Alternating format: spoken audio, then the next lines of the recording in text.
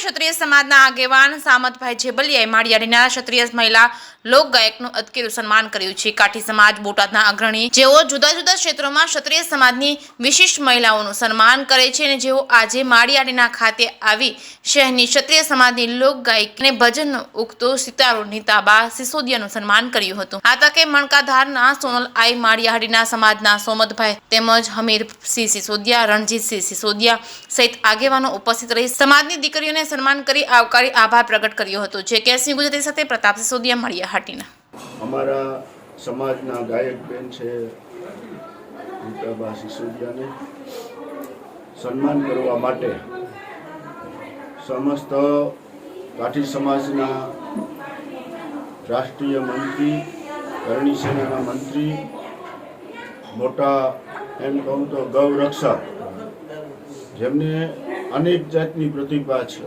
અને ખૂબ જ સેવાકીય પ્રવૃત્તિ કરે છે એવા સામતભાઈ જેબલિયા અમારે ત્યાં પધારી અમારે આ બેનનું જે સન્માન કર્યું છે એ બદલ એમનો ખૂબ ખૂબ આભાર।